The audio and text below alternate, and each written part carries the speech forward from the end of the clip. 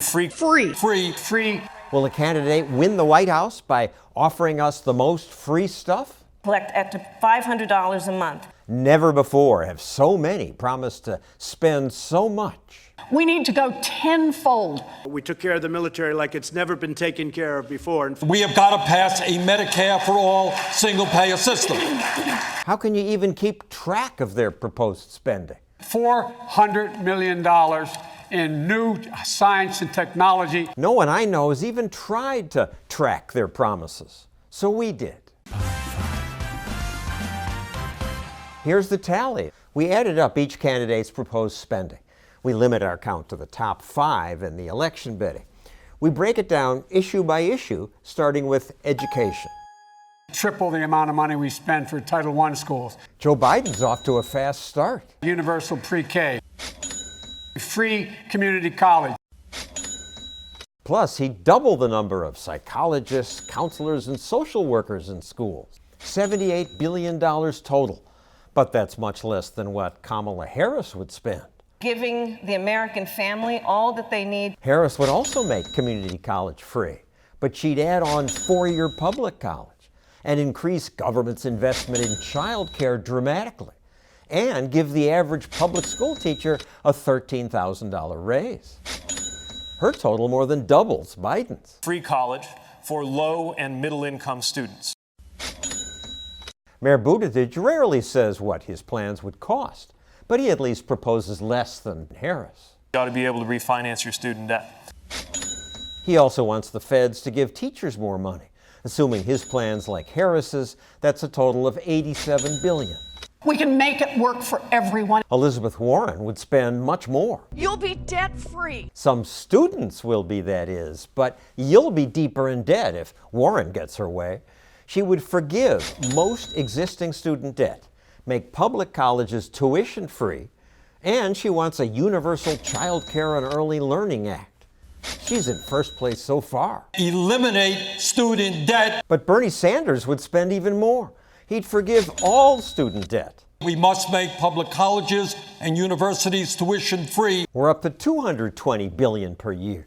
But Sanders also wants universal daycare and pre-kindergarten. So Sanders wins in education spending. As the only self-described socialist in the race, I assumed he'd win most categories, but I was wrong. He's got plenty of competition. Let's look at health care.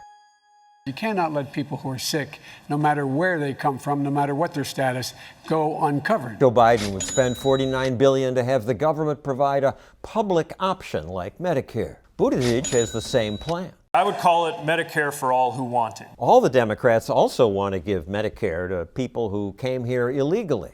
We have got to pass a Medicare for all single-payer system. Bernie's plan would cost even more. Under our plan, people go to any doctor they want, any hospital they want. Sanders says it would cost $30 to $40 trillion over the next 10 years. $3 trillion per year. I'm with Bernie on Medicare for all. Medicare for all. So these three lead in healthcare spending, but something isn't clear. Who here would abolish their private health insurance in favor of a government-run plan?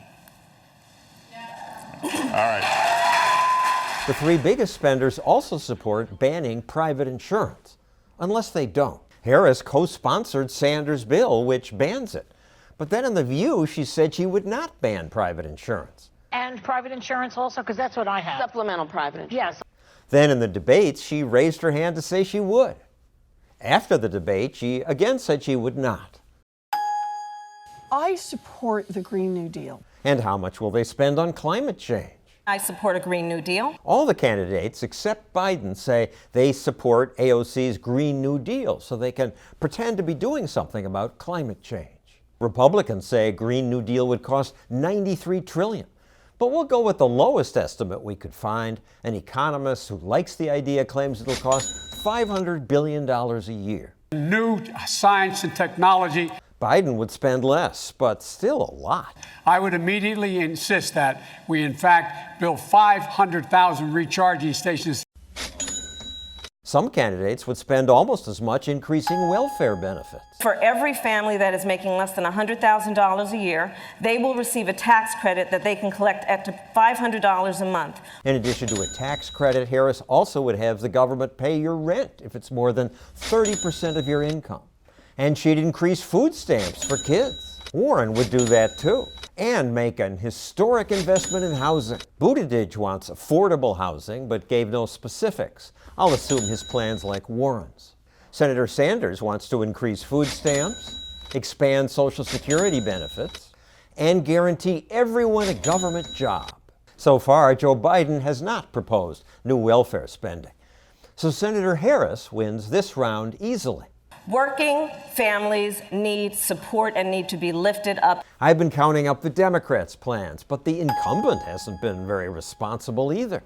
A $21 billion increase in defense spending. Since Trump became president, spending rose about $500 billion. Trump did send Congress budgets that included cuts, but Congress sent increases back and Trump signed them. And Trump would spend even more. $200 billion for infrastructure, $8 billion for wall construction, and more NASA funding. How can we afford this? America's already $22 trillion in debt, $150,000 for every taxpayer. But at least Trump proposes less spending than the Democrats do.